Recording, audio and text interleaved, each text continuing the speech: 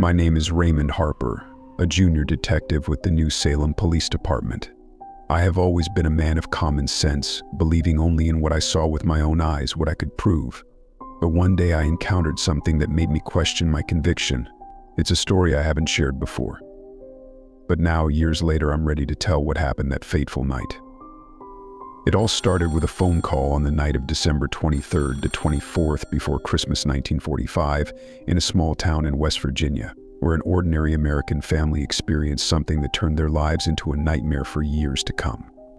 I was on duty that night, on office duty, hoping for a quiet night. I wasn't expecting anything unusual in small towns on Christmas holidays. Rarely anything serious happens. But my peace of mind was shattered when the phone rang at 1 a.m. and the dispatcher reported a fire in the Sauter family home, and I felt something wrong. Raymond, there's a fire at the Sauter family home. They say 5 children are missing. When I arrived at the site, the house was almost destroyed by the flames. Only the charred remains of the building remained, and in the dark night air hung the stifling odor of burnt wood and something else I couldn't identify at the time. George and Jenny stood in the street in exhaustion, surrounded by the 4 younger children. I noticed immediately that the 5 older children were missing. Jenny, shivering with cold and shock, repeated, "They must be out there. They didn't run out." George, standing nearby, didn't say a word, but there was a strange fire in his eyes, a mixture of despair and anger. The local fire department, consisting mainly of volunteers, arrived too late. The house was burnt almost to the ground. All they could do was douse the smoldering remains with water and start searching for the children's bodies. But to their surprise, nothing was found. No remains, no bones, no teeth, no sign of the children inside. As an investigator, I had to draw conclusions from what I saw. But what did I see? The house had burned down completely. But even in cases like this, there should have been some traces of bodies. One of the firemen, an old man named Marshall, came up to me and said, I've been here for 40 years. I've seen a lot of things, but I've never seen anything like this. There's got to be a trail around here somewhere, but there isn't." In the first days after the fire, the township was plunged into a state of shock. Everyone expected that the bodies of the children would be found in the ruins of the house. But they weren't. Rumors started, and as is often the case in small towns, they spread like wildfire. Jenny began to remember the oddities. She recounted how the night before the incident, around 9 o'clock in the evening, someone had called the house, but when she picked up the phone, there was silence on the other side. She recalled how in the morning she noticed that the wiring in the attic was not working, even though the electrician had recently made repairs. George was convinced that the fire had been set. He recalled that a week before the tragedy, a strange man had come to their house who had tried to sell insurance on the house. But after refusing, the man had said something that now seemed prophetic. "This house is going to burn down, and your children will burn with it." I began to conduct my own investigation. There were rumors going around town about strange people seen in the neighborhood the night of the fire. One witness claimed to have seen a man climbing onto the roof of the Sauter house late at night. Another assured that he saw 2 men walking away from the house shortly before the fire. But the strangest part was that George's truck, which he was going to use to save the children, suddenly wouldn't start. He swore he had checked it the day before and everything was fine. When I checked the truck after the fire, the engine was fine. It was as if someone had shut it off on purpose that night. As the days turned into weeks, the case became more and more confusing. Some residents started talking about ghosts that might have taken the children away, or a mystical curse. But I stuck to the facts. Still, one thought never left me: the children hadn't been burned. But where were they then? Jenny began to claim that she had seen her children through the window. I woke up in the middle of the night and saw them looking at me through the window. They were calling for me, but their voices were barely audible, she recounted. A few months after the fire, George and Jenny received a letter. Inside was a scrap of newspaper with just a few words written on it: "We are safe. Don't worry about us." The letter was unsigned and sent from New York. George traveled to New York in search of a trace, but it led nowhere. Nevertheless, this letter got me thinking. Perhaps the children really were alive. Who could have kidnapped them and why? The fire department and police quickly closed the case, saying the children died in the fire and no remains were found because of the high heat of the flames. But I didn't see it that way. There were too many unanswered questions. Why were no remains found? Who was the man who came to the Sodders' house with threats? Who called Jenny that night? And finally, why was George's truck suddenly out of commission? Some argued that the Sodders knew more than they were telling. Others spoke of the mafia or George's political enemies in Italy. But no one was ever able to give a definitive answer to these questions. Oh, many years passed, but this case never let me go. Even when I retired, I kept thinking about it. Numerous attempts to find the children came to nothing, and George and Jenny died without ever knowing the truth. Some say that at night you can hear children's laughter where the Sodder house once stood. Others claim to have seen shadows in the broken windows, which have long since been overgrown with grass. What I do know is that the Sodder story did not end that fateful night. It continues to this day, a mystery we may never be able to solve. But sometimes on cold nights I can still hear that phone ringing and see the burning house where the children were never found.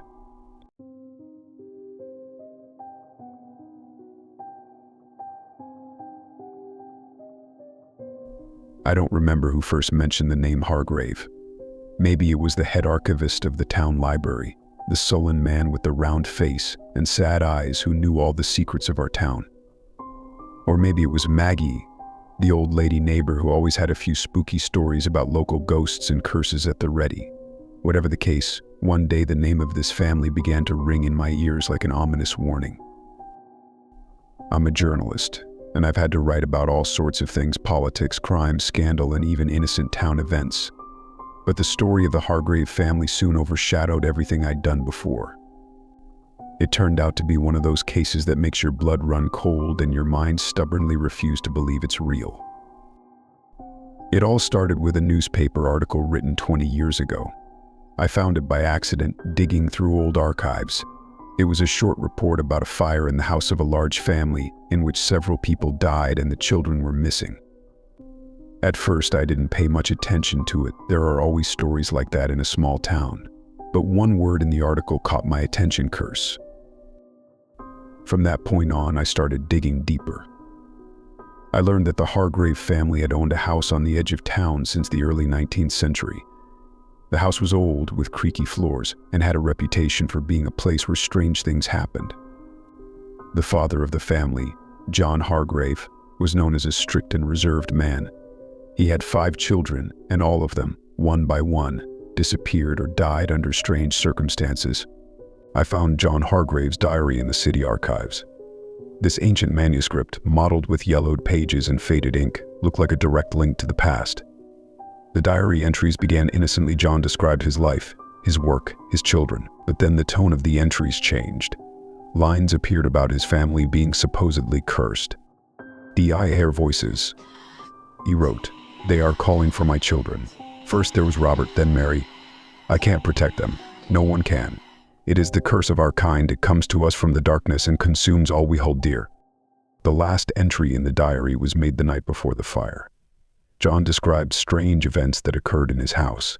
Doors that opened on their own, whispers in empty rooms, darkness that seemed thicker than usual. He wrote that he was afraid for his family, but most of all for his children. When I read those lines, I got goosebumps. All indications were that John Hargrave knew disaster was coming but could not prevent it. I decided to visit the Hargraves' house. By now it had been standing empty and dilapidated for a long time, and no one wanted to buy it. The locals avoided it, saying it was cursed and evil. As I approached the house, a strange feeling came over me. It was as if it were watching me. The gray walls, the peeling paint, the cracked windows, it looked as if something living had long ago left the house. But something was still there, something dark and malevolent. I stepped inside, and the floors creaked beneath my feet, as if to warn me. The house was cold, though it was a hot summer day outside. The light fell through the dusty windows in dim streaks, and the silence seemed crushing. I slowly began to look around the rooms. Everything looked as if the house had been left in a hurry. Furniture covered in a thick layer of dust, old photographs on the walls, rusty toys, corner of the children's room. But the creepiest part was in the basement. At first I didn't want to go down there. An unknown sense of fear kept me away. But in the end, curiosity got the best of me. The stairs creaked with every step, and I descended into a darkness that seemed thick and palpable. The light of a flashlight revealed shelves of old books, some tools, and yes, there was an altar. On it lay an old leather-bound book with darkened pages. When I opened it, I saw pages written in an unknown language and strange symbols that seemed to glow in the darkness. I felt a chill run down my spine. It was as if the symbols were not just written, but engraved in the mind of the person who was looking at them. I realized that the solution to the family curse lay in this house, but I didn't know how to put all the pieces of the mosaic together. I continued my search, talking to the locals, asking the old-timers. It turned out that legends about the curse of the Hargraves family have existed in our town for several centuries. According to the legends, the first Hargrave who settled here was a sorcerer or alchemist and made a deal with the dark forces to gain wealth and power. But the power he summoned demanded a price. Each generation of a family had to sacrifice one of their children. If this didn't happen, the entire family was doomed to a slow fade and curse. Realizing what was really happening to this family scared me more and more with each new piece of information. Every child that disappeared was a victim of this dark deal, and there was nothing either parent could do to protect their children. I went back to the Hargraves' house one last time. This time it was clear to me what I had to do. I decided to destroy the book that was probably the source of the evil. But when I went down into the basement again, I sensed that someone was already there. I turned the flashlight and saw shadows that moved as if they were alive. These shadows resembled the figures of children, small, shivering in the darkness. They looked at me, and I heard whispers. They were the whispers of the Hargraves' children, Jing, the same ones who had disappeared. Their voices asked for help, but I knew I couldn't save them. They were just shadows, images left behind by the curse. Gathering my courage, I set the book on fire. The flames engulfed the pages, and for a moment I thought I heard screams of pain or relief. The house seemed to shudder, as if the old evil was finally leaving its walls. I ran out of the house and it burst into flames. The flames consumed the old building, and with it the last traces of the Hargrave family disappeared. The Hargraves' house is now a vacant lot, overgrown with weeds. No one remembers that family anymore, and the town lives on. But I know the story isn't over. The curse may be destroyed, but the evil that spawned it is still out there, and perhaps it's waiting for a new breed to continue its dark game. I remember this case as clearly as if it happened yesterday. The anxiety in my voice hasn't faded since I took the case, and to be honest, I'd give a lot to never have started it. But there are some things you can't run away from, even if you really want to. The McCartney family has long been known for its long past, going back to colonial times. They lived on the margins, in an old house on the edge of the woods in Massachusetts. According to legend, the house had been built by their ancestors in 1689, and over the centuries it held more than just walls and roof. It hid dark secrets that only a few people knew about, and all of them have not survived to our time. I took the case when I was approached by Emily McCartney, the last of the family. She was frightened to the core, though she tried to hide it behind a thin smile and stern posture. But her eyes, framed by the wrinkles of fear and nightmares, spoke more than words. She told me about her son, Liam, who had disappeared under strange circumstances. The fire that had destroyed the house he was in had left no trace of his body. None of the neighbors saw the fire, no one heard the screams.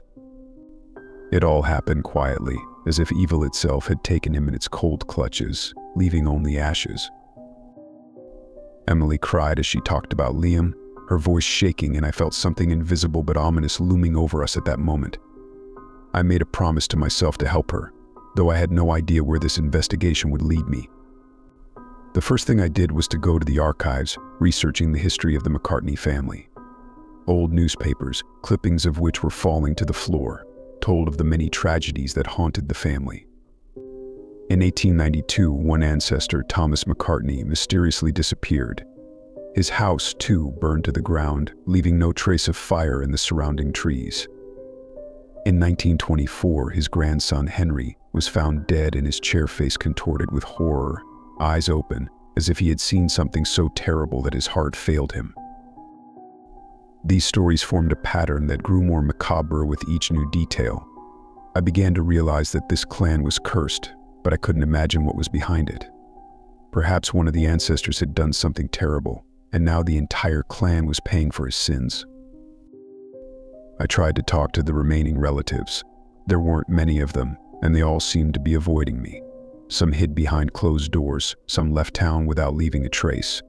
But one old woman, who introduced herself as Agatha, agreed to meet me. Her voice shook, and her hands nervously fumbled with her handkerchief as she spoke of the curse of the family. She told me about her grandfather, who told her that the house in Massachusetts wasn't just a house. It was built on land that had been cursed by one of the first settlers. Legend had it that this man, accused of witchcraft, cursed anyone who dared to live on his land. The McCartneys bought the property without knowing about the curse, and from then on their family began to wither away, one by one disappearing under strange circumstances. Agatha cried as she told me of her fear. She believed her days were numbered, and that she too would fall victim to the curse like all before her. There was something in her eyes that made me think that I wasn't just investigating a disappearance, but something much more sinister. I went back to Emily and told her what I'd learned. She listened to me with growing horror, her hands shaking, but she didn't say a word. At that moment, I realized that she knew more than she was saying. When I asked her about it, she was withdrawn, but in her eyes I saw despair. At night, I couldn't sleep for a long time. Lying on my motel bed, I felt like someone was watching me. Every rustle, every creak of the floor made me jump, as if something terrible was behind the door. At one point, I thought I heard a low whisper, but I put it down to fatigue and nerves. The next morning, I decided to check out the spot where Emily's house had stood. Everything was burned to the ground, and the place seemed to be drenched in death. There wasn't a soul around, only the wind rumbling in the crowns of the trees and the ashes rising above the ground like the ghosts of the departed.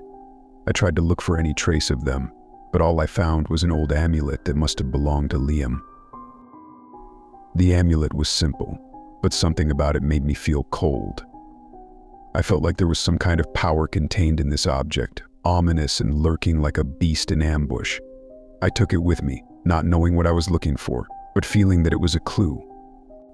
That evening, I went back to Emily's house to show her the amulet, but when I entered her house, I knew something was wrong.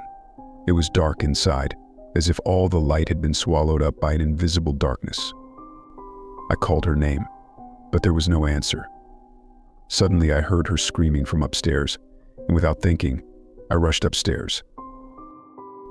When I burst into the room, I saw Emily standing at the window with the same horror on her face that Henry had seen in 1924.